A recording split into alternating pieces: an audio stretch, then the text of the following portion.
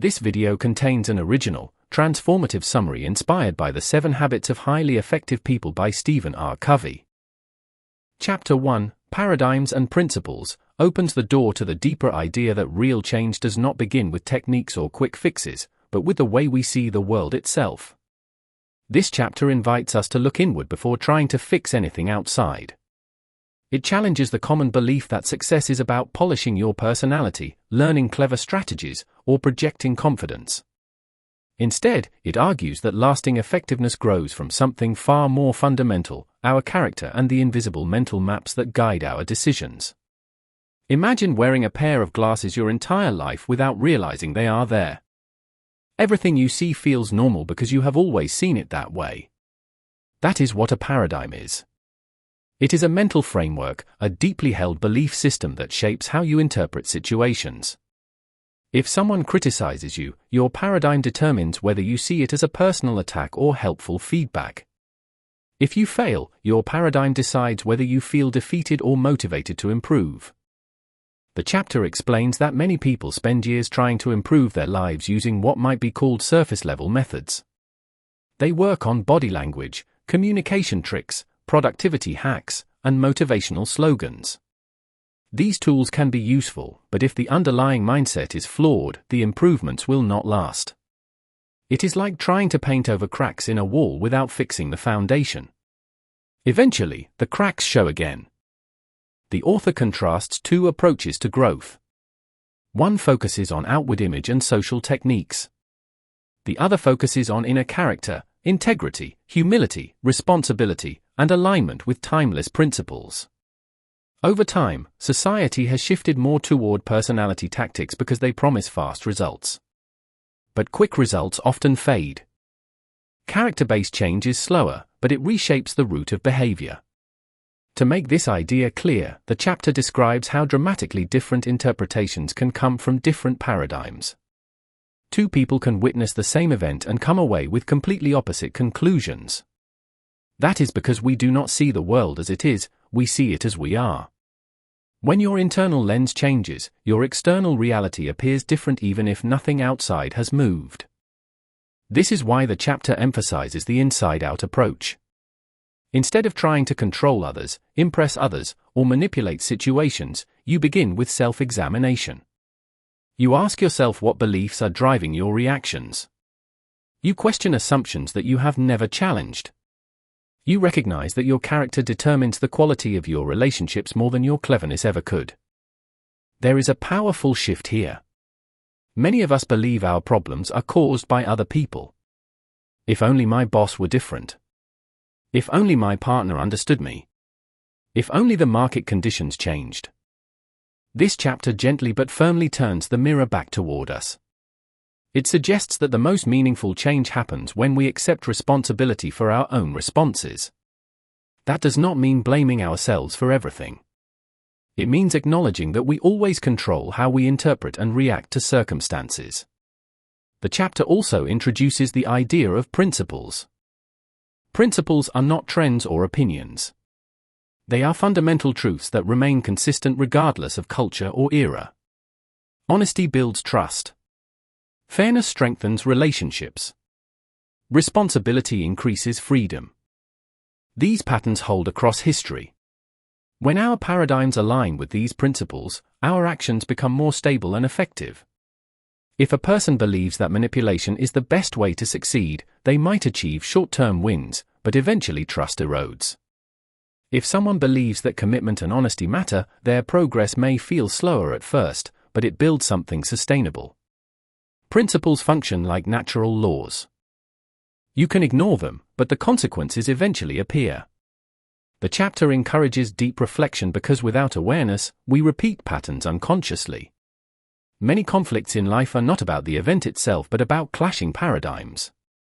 One person values independence above all. Another values harmony. Neither is automatically wrong, but without understanding these underlying beliefs, misunderstandings multiply. There is also an important emotional undertone in this chapter. It acknowledges that looking inward is uncomfortable. It is easier to blame circumstances than to examine personal blind spots. But growth begins precisely at that uncomfortable boundary. When you realize that your perception might be incomplete, you open the door to learning. Think of it like updating an operating system. You can install new apps, but if the core system is outdated, performance suffers. Updating your paradigm changes how every situation is processed. Suddenly, criticism becomes data instead of an attack. Delays become opportunities for patience. Challenges become training instead of threats. This chapter does not promise instant transformation. It sets the stage. It prepares you to understand that the habits discussed later in the book are not productivity tricks.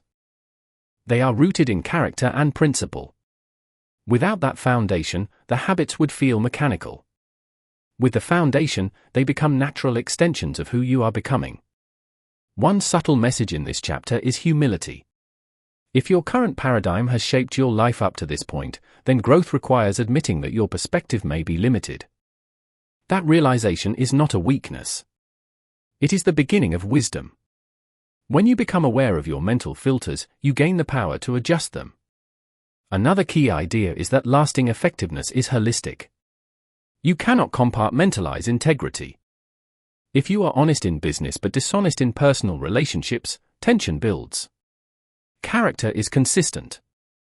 When internal values align with external behavior, there is a sense of inner stability.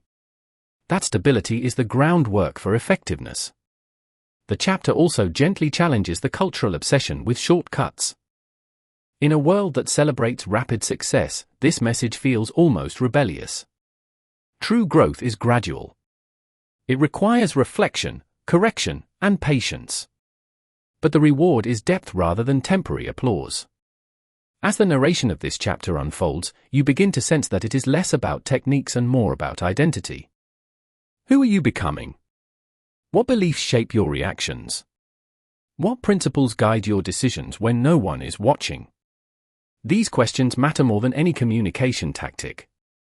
To apply this chapter in real life, start by observing your reactions during the day. Notice when you feel defensive or frustrated and pause long enough to ask what belief is driving that reaction. Begin taking responsibility for your responses instead of waiting for others to change. Reflect on the principles you claim to value and look for small ways to align your actions with them consistently. Spend time each week questioning one assumption you have always held and consider alternative perspectives with curiosity instead of resistance. Over time, this practice strengthens your internal foundation. Chapter 2, The 7 Habits, an Overview, widens the lens and shows how the ideas introduced earlier fit into a complete framework for living and working effectively.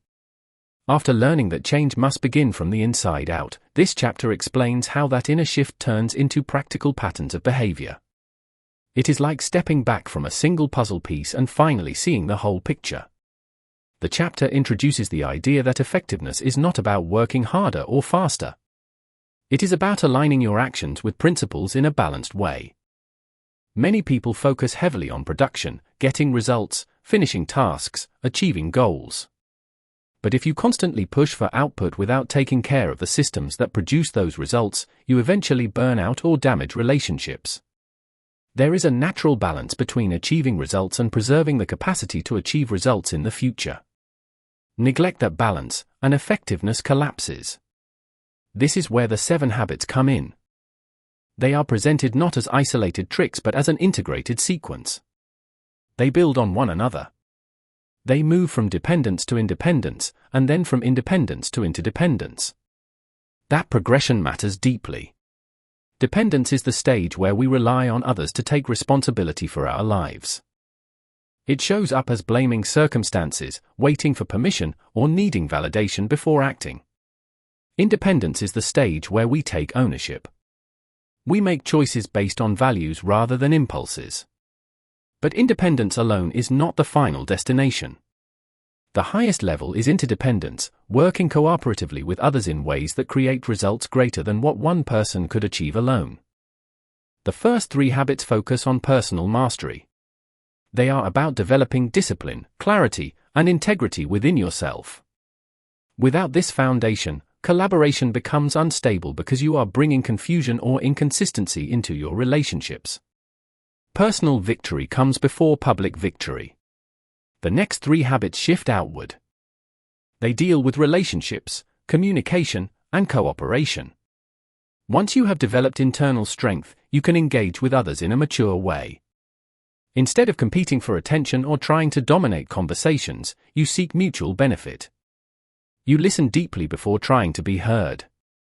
You aim for creative cooperation rather than compromise that leaves everyone slightly dissatisfied. The final habit acts like maintenance. Growth is not a one-time event. Just as a tool becomes dull without sharpening, your physical, mental, emotional, and spiritual capacities need renewal. Without renewal, even strong habits weaken over time. What makes this framework powerful is that it reflects natural development. Think about a child. At first, the child is completely dependent. Gradually, they learn to stand, speak, and think independently. But maturity does not stop at independence. True maturity allows someone to collaborate, build families, lead teams, and contribute to communities. The habits mirror that developmental arc. This chapter also emphasizes that habits are not merely repeated actions. A habit is a combination of knowledge, skill, and desire. Knowledge tells you what to do and why. Skill tells you how to do it. Desire provides the motivation to act. Without all 3, change does not stick. You might know that exercise is healthy, but without the desire to prioritize it or the skill to plan consistently, the habit fades. Another subtle but important idea here is that growth requires commitment. Reading about effectiveness does not make you effective.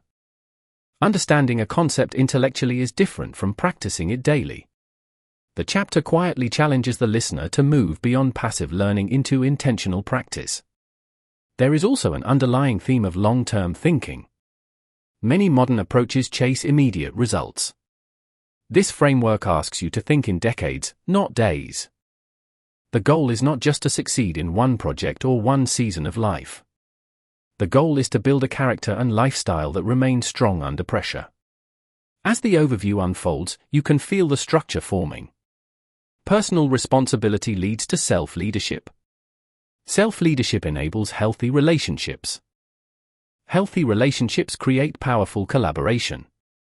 Continuous renewal keeps the entire system alive.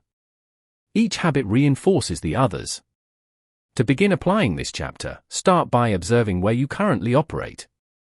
Notice moments when you blame external conditions instead of taking initiative. Practice small acts of independence, such as choosing your response consciously during stress. Look for opportunities to collaborate in a way that benefits everyone involved rather than just protecting your own interests. Finally, carve out short daily moments to renew your energy, whether through reflection, learning, exercise, or quiet thinking. These small practices prepare you for the deeper exploration of each habit ahead. This chapter serves as a map. It does not yet dive deeply into each habit, but it shows how they connect and why they matter. As we move into the next chapter, the focus narrows again, beginning with the first habit that marks the shift from dependence to true personal responsibility. Chapter 3, Be Proactive, begins with a powerful invitation to reclaim something many people unknowingly give away, the ability to choose their response. It introduces the first habit as the foundation of all the others, because nothing meaningful can be built until you recognize that you are not a passenger in your own life. You are the one holding the steering wheel. The core message of this chapter is that being proactive is not about being aggressive or constantly taking action. It is about recognizing that between whatever happens to you and how you respond, there is a space. In that space lies your freedom. That small gap is where your character grows, your decisions take shape, and your life direction is chosen. Many people live as if they have no such space. They react instantly, emotionally, and automatically, believing that circumstances, other people, or the past determine everything. This chapter gently disrupts that belief. Proactive people understand that their behavior is a product of their decisions, not their conditions. They do not deny feelings or challenges, they simply refuse to let those feelings dictate the entire course of their lives. Reactive people, on the other hand, let their environment control their emotions. If the weather is bad, their mood collapses. If someone is rude, their entire day shifts. Their emotional state is at the mercy of external forces. To illustrate the difference, the chapter explains that proactive people focus on what they can influence. They place their attention on choices, attitudes, growth, and effort, things within their control. When you concentrate on these inner levers, your influence expands naturally. You become calmer, more grounded, and more capable of shaping your path. Reactive people focus on what they cannot control. They think endlessly about problems, other people's behavior, global issues they cannot change, or past mistakes they cannot redo. When your energy goes toward things outside your control, your sense of power weakens and your influence shrinks. The chapter introduces two mental zones. One is the circle of concern, which includes everything you care about, your future, your family, the economy, world events, other people's opinions.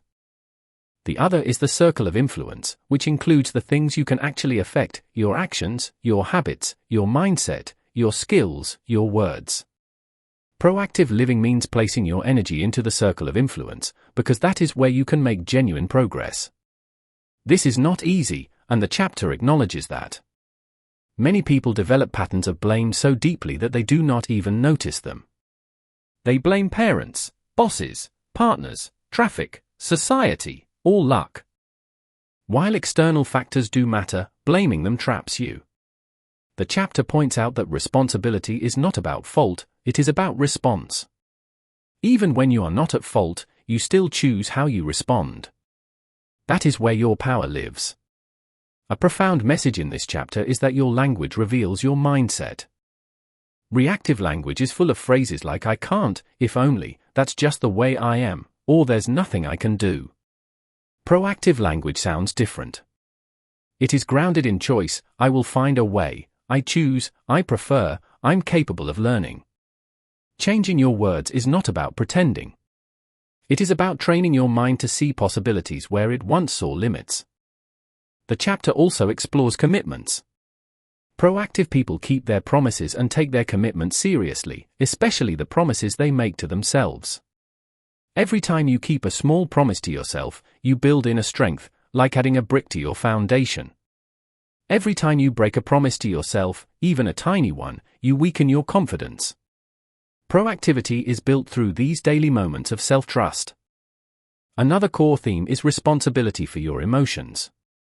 This does not mean ignoring feelings. It means recognizing that feelings are signals, not dictators.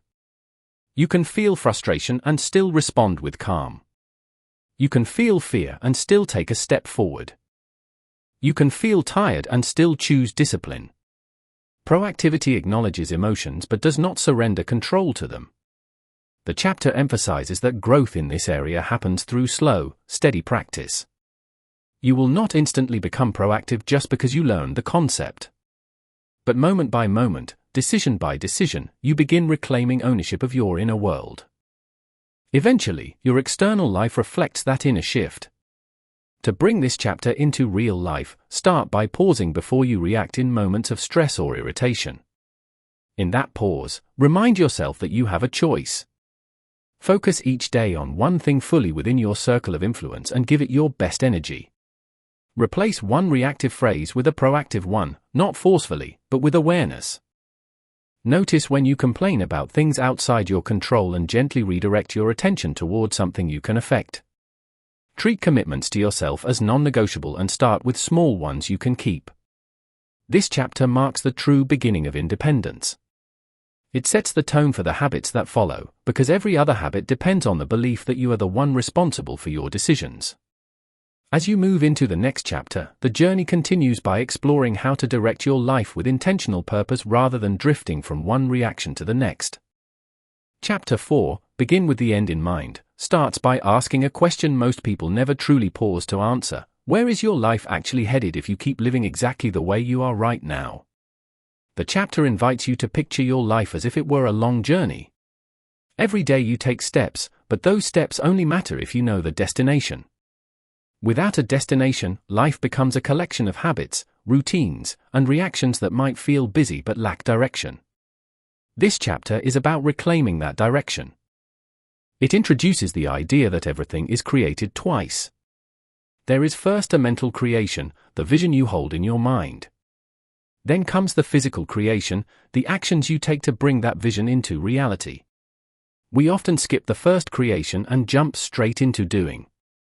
We work harder, move faster, fill our schedules, and chase goals, but without a clear inner blueprint, our outer effort becomes scattered.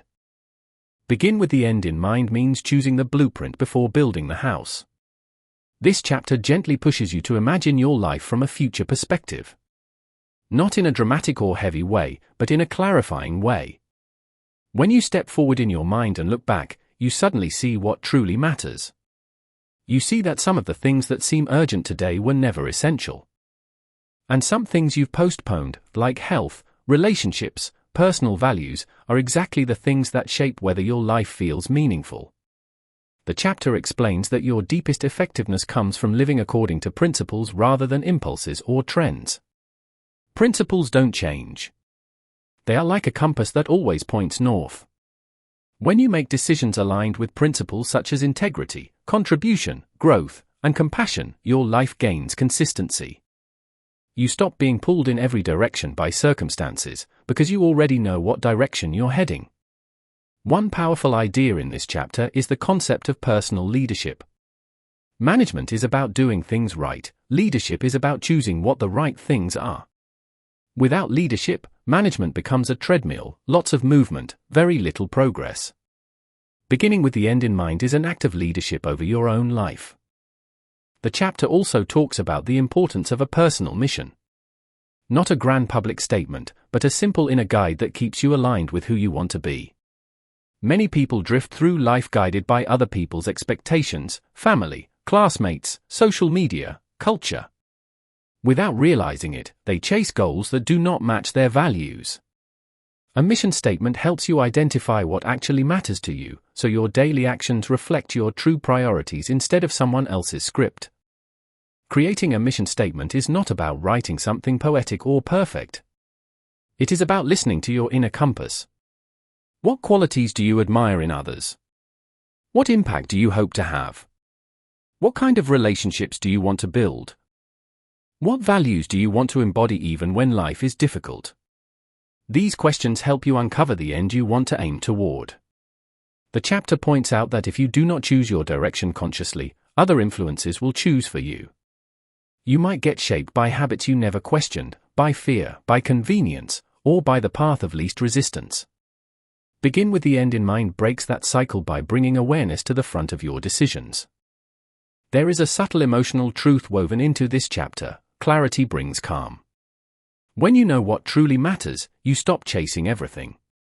You stop feeling pressured to meet every expectation. You stop comparing yourself so harshly.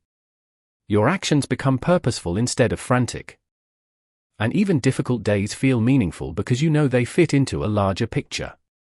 Another important message in this chapter is that beginning with the end in mind applies not only to life as a whole, but also to daily experiences. Before entering a meeting, you can pause and ask yourself what outcome matters most. Before having a conversation, you can choose the kind of tone you want to bring. Before starting a project, you can picture the result you want. This habit is not abstract, it shapes practical decisions constantly.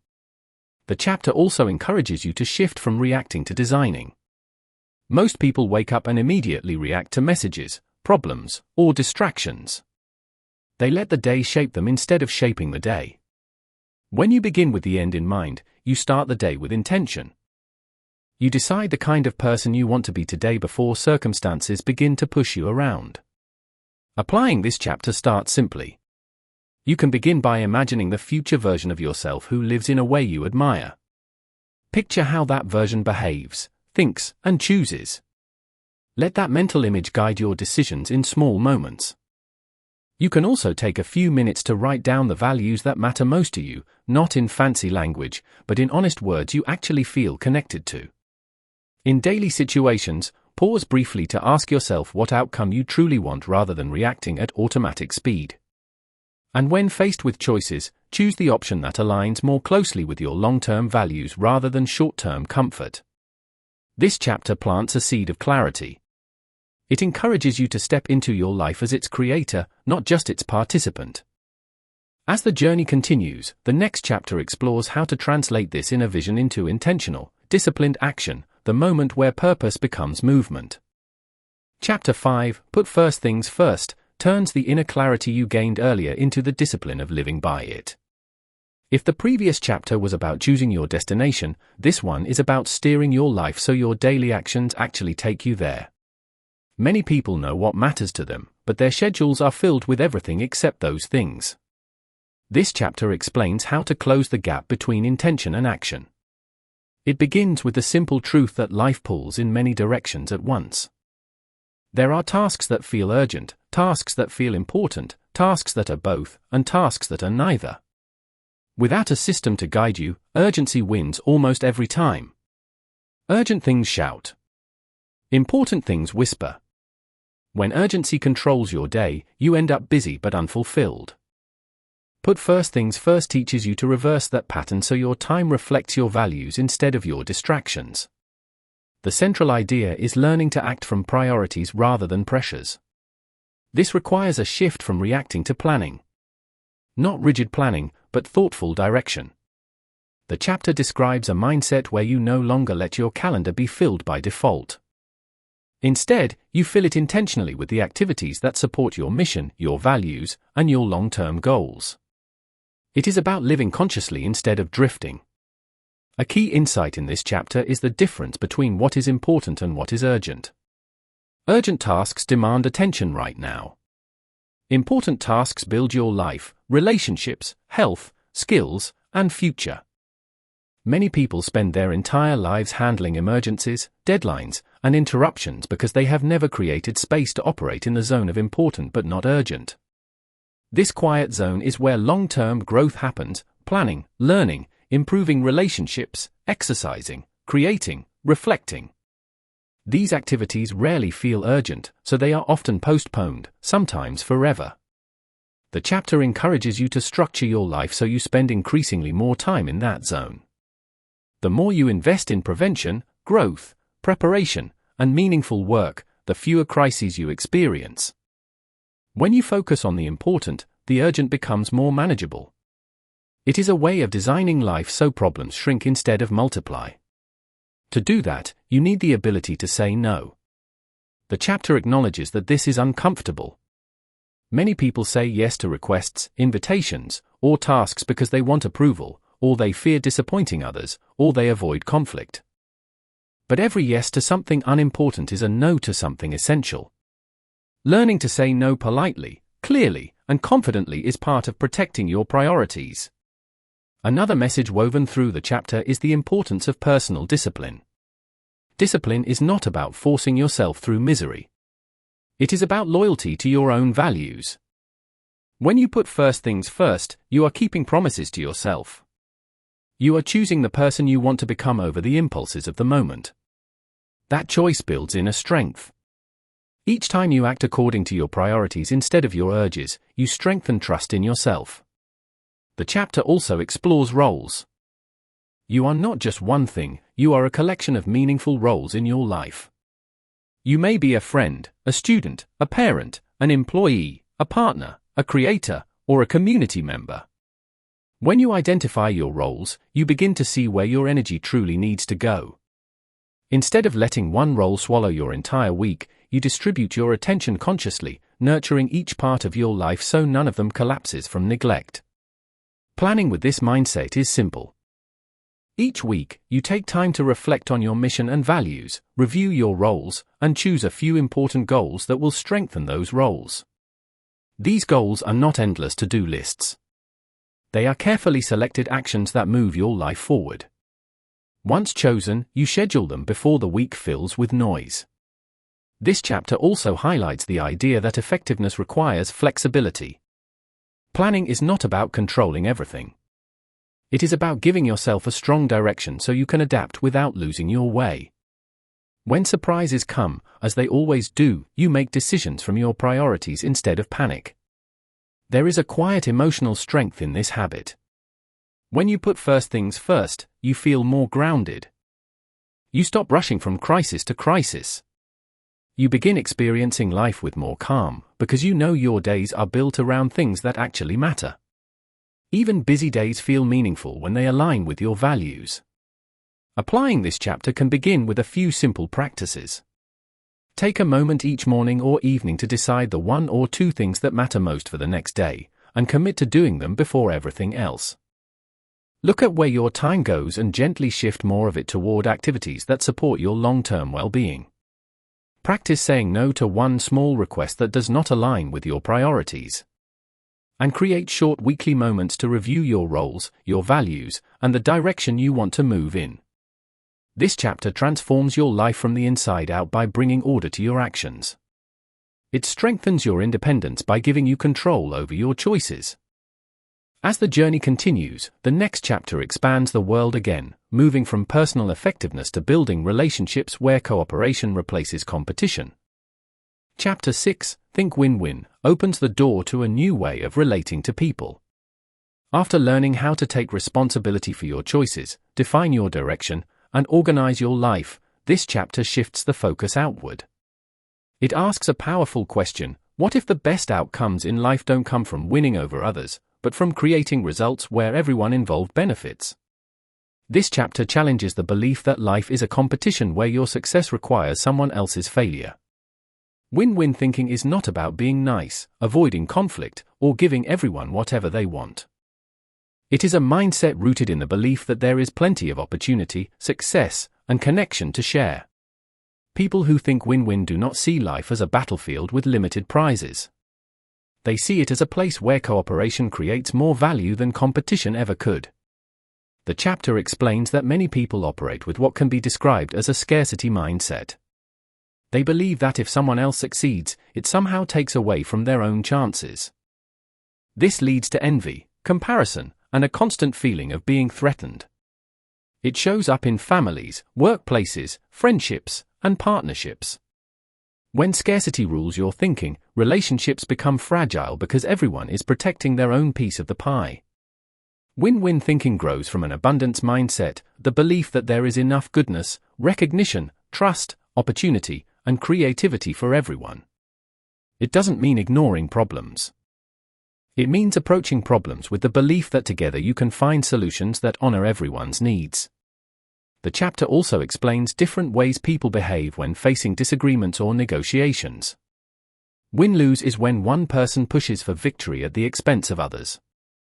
Lose-win is when a person sacrifices their own needs just to avoid conflict or gain approval. Lose-lose is when both sides refuse to yield out of pride or resentment, even if it hurts them. Then there is win, where someone does not care what happens to others as long as they achieve their own outcome. Win-win stands apart because it seeks mutual benefit, not dominance or avoidance. The chapter emphasizes that win-win is built on 3 essential qualities: character, relationships, and agreements. Character includes integrity, maturity, and a genuine desire for mutual benefit. Relationships become the bridge where trust grows, allowing conversations to happen honestly. Agreements are the clear understandings people create about expectations, responsibilities, and shared goals. Without these 3 pillars, win-win cannot exist. To think win-win, you need a strong sense of personal security. If your confidence is based on external approval, you might slip into people-pleasing or aggressive behavior depending on the situation. But when your worth is rooted in values and principles, you can enter interactions calmly. You neither dominate nor surrender. You look for solutions that respect both sides. A meaningful idea in this chapter is that win-win does not always mean getting exactly what you first wanted. It means finding an outcome where both people walk away satisfied, respected, and strengthened. Sometimes this requires creativity. Instead of fighting over limited options, you step back and ask, is there a third option that serves us both? That simple shift can completely transform communication. Win-win thinking does not apply only to major decisions. You can apply it in daily interactions, listening without defensiveness, giving without keeping score, noticing when someone else's success brings value to you as well. In relationships, this mindset reduces tension because the other person stops feeling like an opponent. You become allies, working together toward a shared benefit. The chapter also addresses that win-win is not always possible. If someone is dishonest, manipulative, or uninterested in cooperation, forcing win-win becomes harmful. In those situations, the healthiest mindset might be win-win or no deal. This means if you cannot find a mutually beneficial solution, you gracefully step away rather than enter an agreement that damages either person.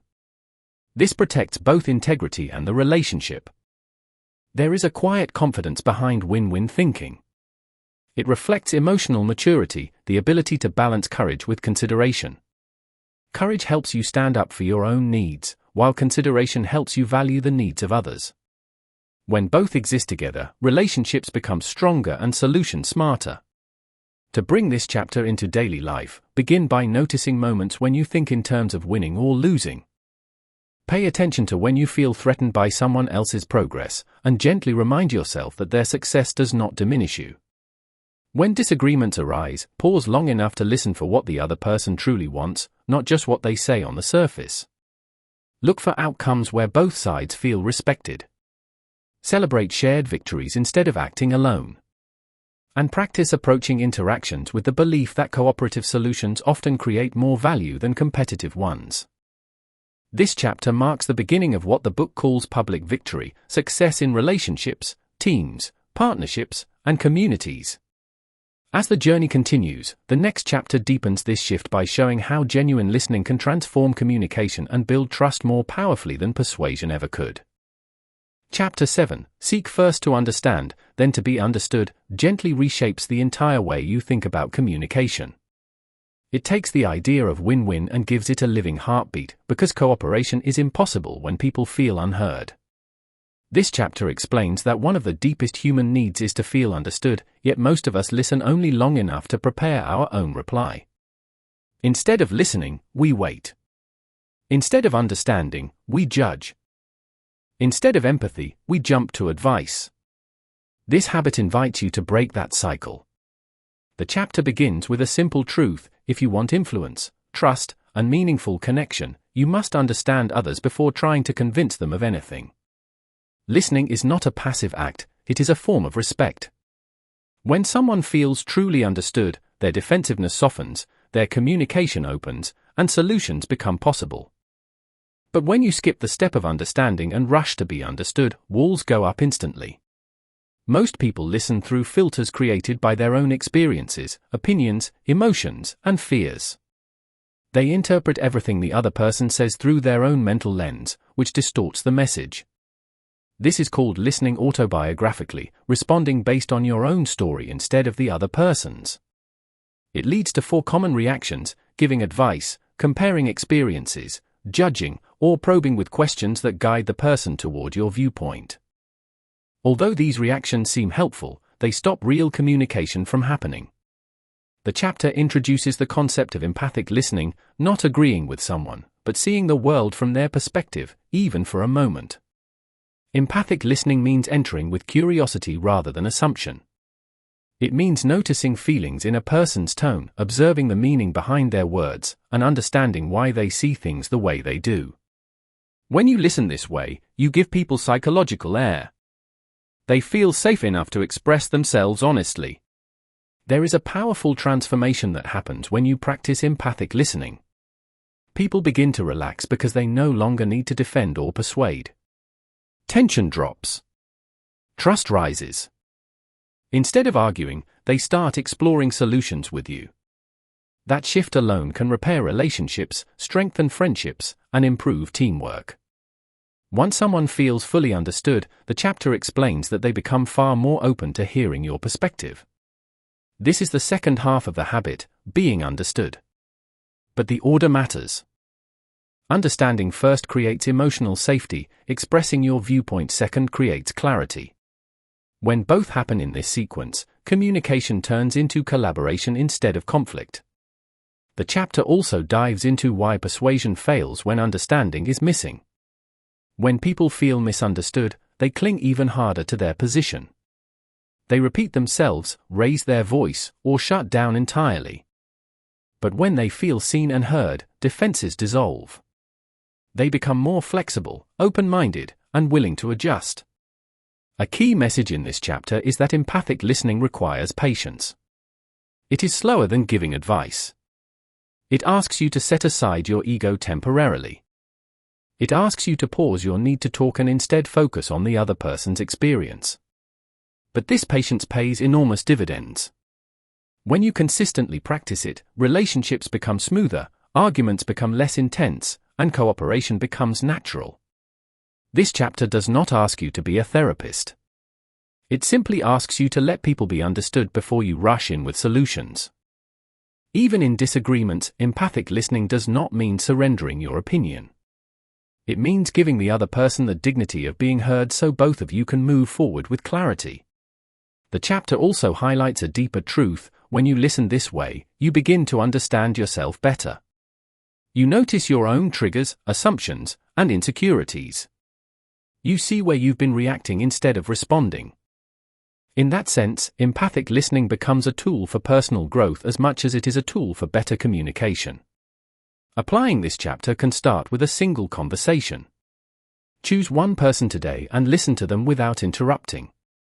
Try to understand what they are feeling, not just what they are saying. Reflect their thoughts back to them in simple, sincere language so they know you genuinely heard them. When it is your turn to speak, express your thoughts calmly, clearly, and without defensiveness. Notice how the tone of the conversation changes. As the narration of this chapter settles, one thing becomes clear: communication is not about winning arguments, it is about building connection. As we continue to the next chapter, the focus expands from one-on-one communication to the creative power of cooperation, where teams and relationships move beyond compromise toward solutions neither side could create alone. Chapter 8, Synergize, opens with the idea that human relationships can create outcomes far greater than anything one person could ever do alone. This chapter explores a kind of collaboration where differences stop feeling like problems and start becoming powerful tools for creating solutions that neither side could see at first. It is about stepping into a space where creativity replaces defensiveness, where listening becomes a superpower, and where people discover that working together can transform conflicts into discoveries. Synergy begins with a mindset shift. Many people walk into disagreements wanting to win, or at least to avoid losing. This protective attitude limits what becomes possible. When you approach others with openness instead of fear, the whole emotional climate changes. Imagine a conversation where both sides feel safe enough to express their real thoughts. In that environment, unexpected ideas appear, not because people force them, but because trust gives them space to breathe. This chapter highlights how diversity, different backgrounds, perspectives, strengths, and even weaknesses, becomes valuable when viewed with curiosity rather than judgment. Two people who think the same way can only create what their shared thinking already allows. But when people think differently, they bring new angles, new questions, and new possibilities. The friction between viewpoints becomes a spark instead of a fire hazard. Synergy invites you to treat differences not as obstacles but as invitations to explore new combinations of insight. At the heart of synergistic collaboration is deep, empathetic listening. When you genuinely try to understand someone, without preparing your counterargument in your head, they feel respected. They relax. And in that relaxed state, they express their true meaning instead of a defensive version of it. Conversations shift from competition to exploration. Instead of trying to prove yourself right, you start to wonder what new idea might emerge if both perspectives were allowed to intertwine. This chapter reminds you that understanding does not mean agreeing, it simply means you care enough to see the world through another set of eyes. Synergy also requires vulnerability. Admitting you don't have the perfect answer opens the door for someone else to add their piece to the puzzle. When everyone in a group hides behind certainty, they block creativity. But when people share what they know and what they don't know, the collective intelligence of the group grows. This is how teams end up creating solutions far more effective than anything they could have planned alone. This idea doesn't only apply to big teams or business meetings.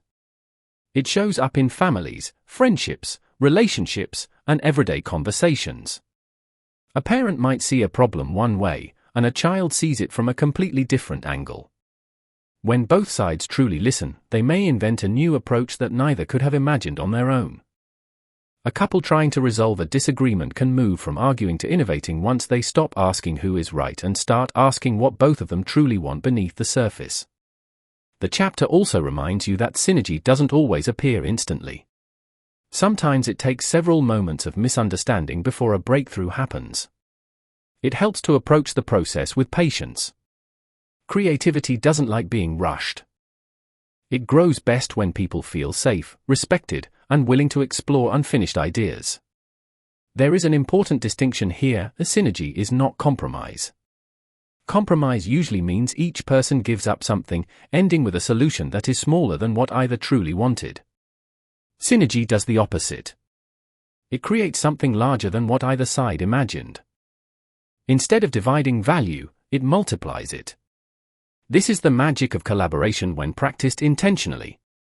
Practical application emerges naturally from the spirit of synergy. Start by practicing the art of listening with the goal of understanding rather than reacting.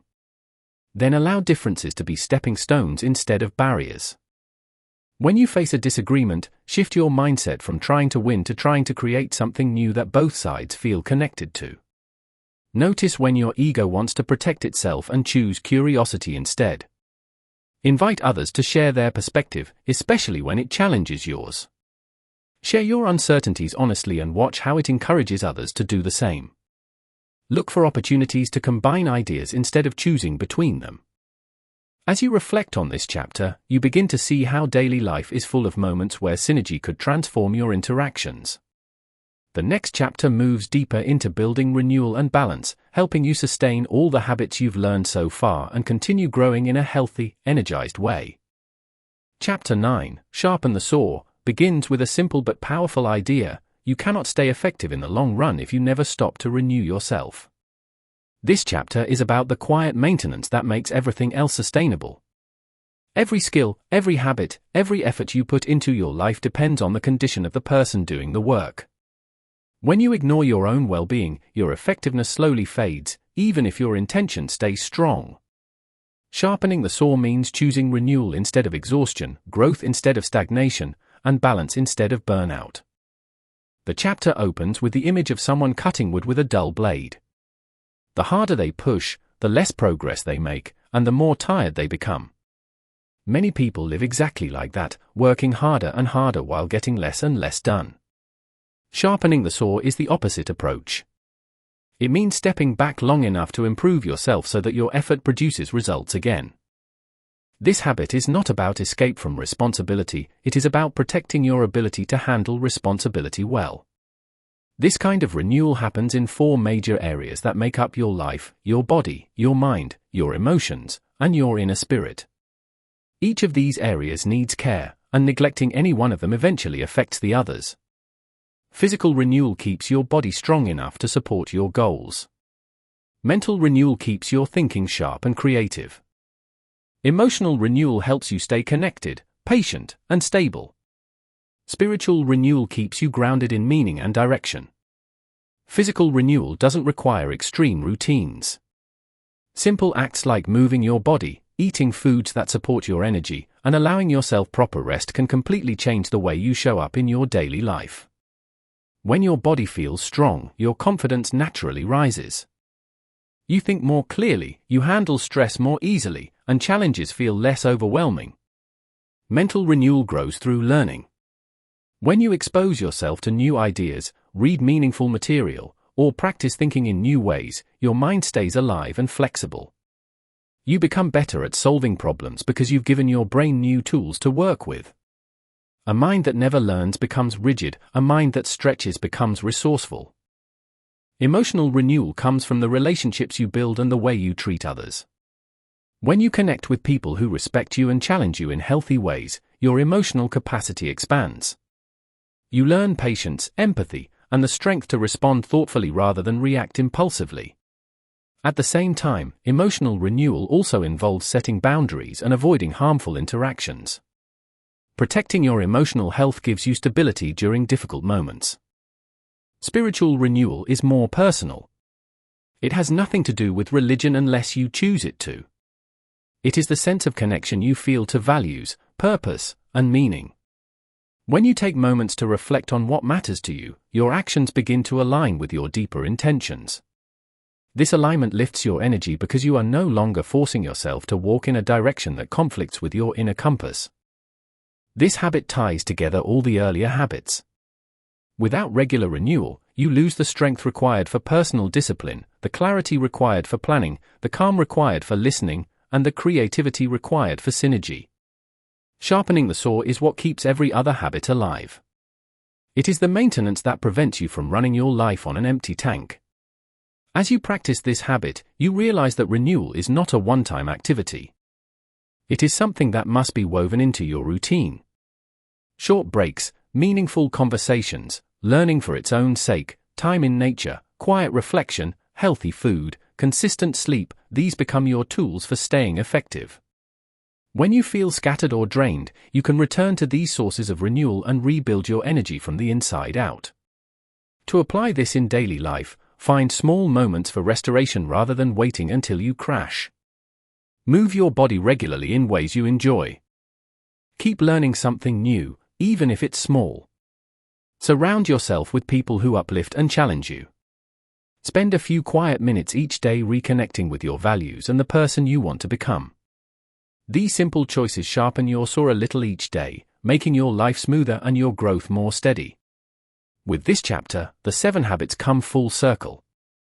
You now have a framework that begins with personal responsibility, expands into powerful relationships, and is sustained through ongoing renewal.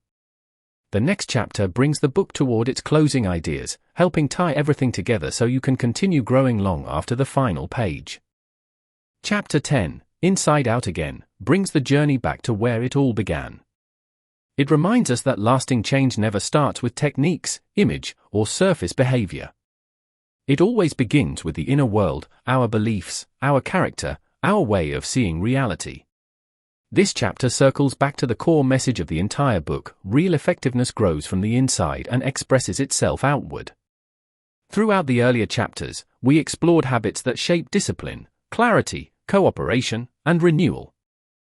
Now the focus returns to the foundation beneath all of them. It is easy to get excited about strategies and practical tools. It is harder to look honestly at our motives and assumptions. Yet that inner work determines whether the habits become authentic or just temporary performances. The inside-out approach means examining the lens through which you see the world. Every reaction you have is influenced by deeply held patterns, your past experiences, your cultural background, your personal fears, and your hopes. If you try to change behavior without questioning those deeper patterns, the results will not last. It is like painting over a cracked wall without fixing the structure beneath it. It may look better for a while, but the cracks eventually return.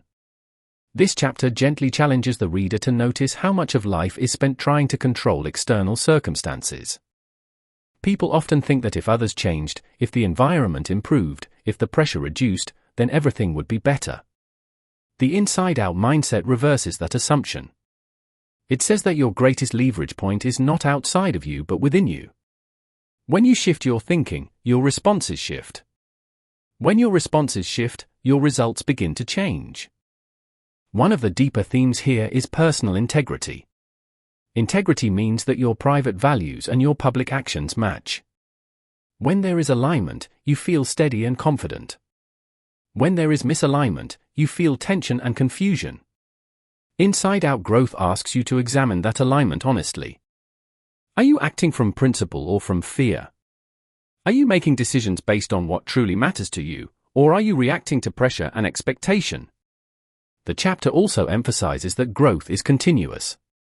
You do not finish these habits and become permanently effective. Life keeps presenting new challenges that reveal new blind spots.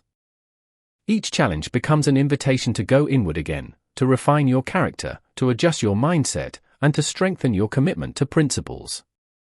Another subtle but powerful idea in this chapter is humility. Inside-out transformation requires admitting that you do not always see clearly.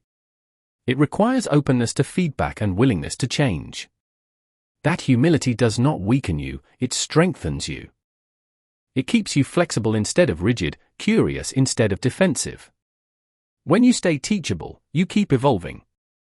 There is also an encouragement here to focus on contribution. When your inner foundation is strong, you naturally move towards serving others. Effectiveness is not about personal achievement alone. It is about creating value in the lives of people around you. As you refine your character and align your actions with principles, your influence expands quietly and steadily. Applying this chapter in everyday life begins with reflection. Take moments to pause before reacting and ask yourself what belief is guiding your response. Notice patterns that repeatedly cause frustration and trace them back to the assumptions behind them. Choose one area where your actions feel slightly out of alignment with your deeper values and make a small adjustment. Keep a habit of self-renewal not only physically and mentally, but morally and emotionally. Approach feedback not as an attack but as information that helps you grow. These small internal shifts gradually reshape your external world. This chapter serves as a reminder that effectiveness is not a technique to master once. It is a lifelong process of aligning your inner world with timeless principles. As the book moves toward its final reflections, it invites you to see the 7 habits not as a checklist, but as a way of living that continues to unfold and deepen over time. Chapter 11, often framed as part of the book's closing movement, deepens the idea that growth is a continuous cycle rather than a straight line. It reinforces that the 7 habits are not isolated skills but a living, breathing model of how a person evolves over time. This chapter returns to the broader perspective, showing how all the habits connect and build on one another in a rhythm that repeats throughout your life. Instead of pushing you to master everything at once, it invites you to grow in layers, quietly, steadily, from the inside out. The chapter begins with the reminder that progress rarely feels dramatic in the moment. Real change is subtle. It shows up in the way you respond to a difficult situation, the way you pause before reacting, the way you listen instead of interrupting. These small shifts may seem invisible at first, but over months and years they compound into something powerful. You begin to notice that you handle stress more calmly, that you communicate more clearly, that your relationships start to feel more grounded and honest. The book calls this upward movement the spiral of growth, a path where each loop builds on the last. This chapter highlights how the habits interact with one another. The first 3 habits strengthen your independence. The next 3 expand your interdependence. The 7th habit protects all the others by keeping you renewed. Together, they create a cycle that repeats, strengthening yourself, strengthening your relationships, and rejuvenating both. When you live this cycle intentionally, you avoid burnout, avoid complacency, and avoid drifting away from your purpose. Another important theme here is awareness.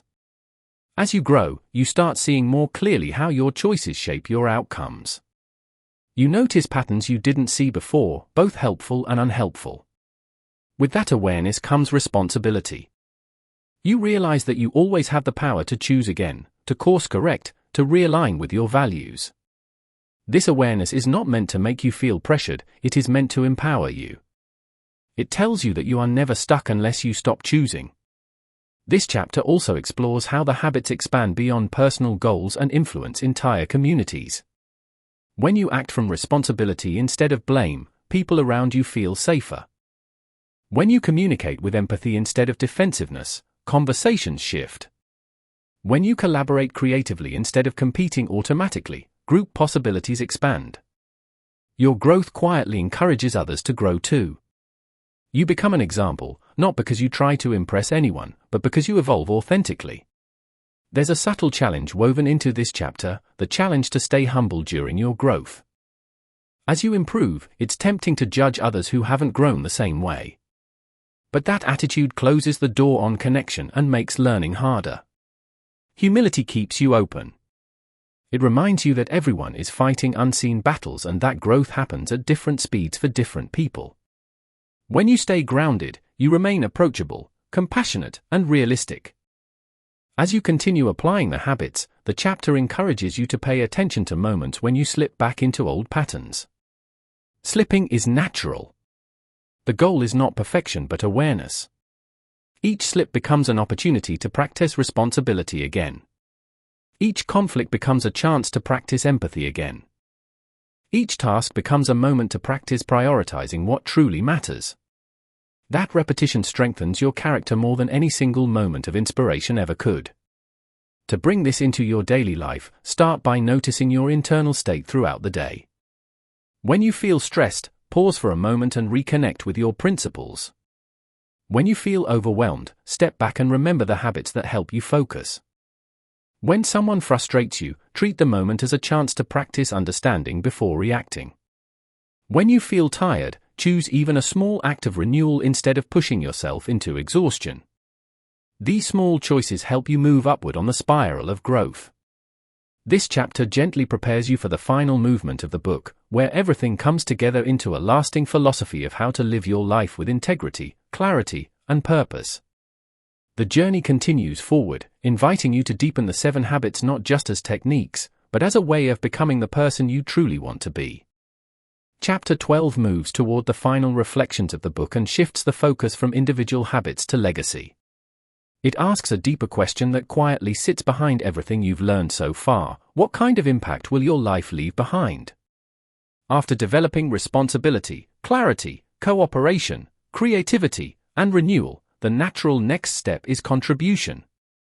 Effectiveness is not just about getting results, it is about shaping a life that matters beyond your own immediate goals. This chapter encourages you to step back and see your life as a whole rather than as a collection of busy days. When you zoom out, daily frustrations look smaller. Short-term wins look less impressive. What begins to matter more is alignment. Are your actions consistent with the values you claim to hold? Are you investing time in what will still matter years from now? The habits are tools, but this chapter reminds you that tools exist for a purpose.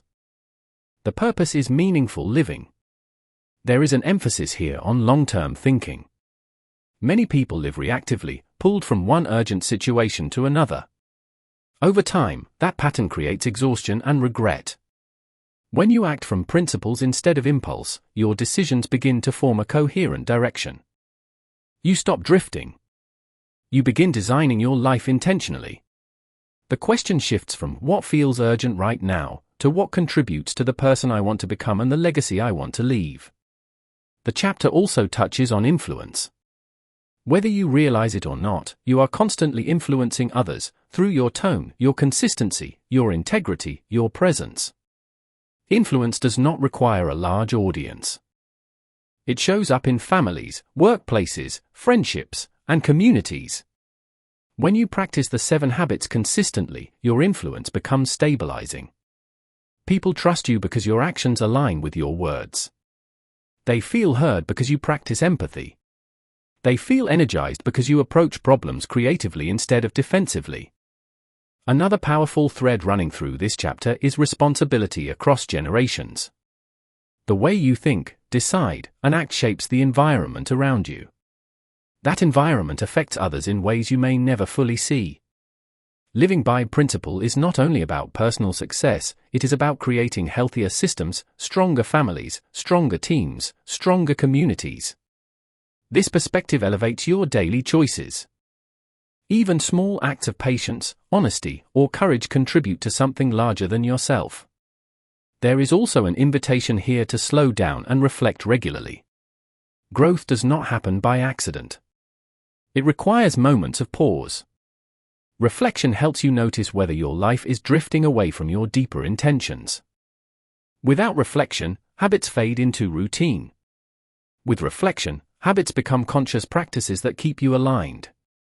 The tone of this chapter feels calm and steady.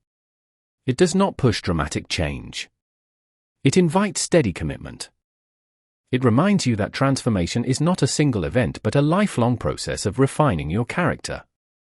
The habits are not meant to impress others, they are meant to shape who you are when no one is watching. To live this chapter, begin by clarifying what kind of person you want to be remembered as. Let that image guide small daily decisions. Choose one relationship where you can invest more presence and understanding. Look at your schedule and adjust even one small piece so it reflects your deeper priorities. Practice consistency between what you say matters and what you actually do. Keep returning to renewal so your influence remains positive and strong rather than drained and reactive. As this chapter gently moves toward the end of the journey, it reinforces that effectiveness is not a destination you arrive at. It is a continuous alignment of action with principle. The final chapter will close the book by bringing all these ideas together into a lasting perspective on growth, contribution, and personal integrity.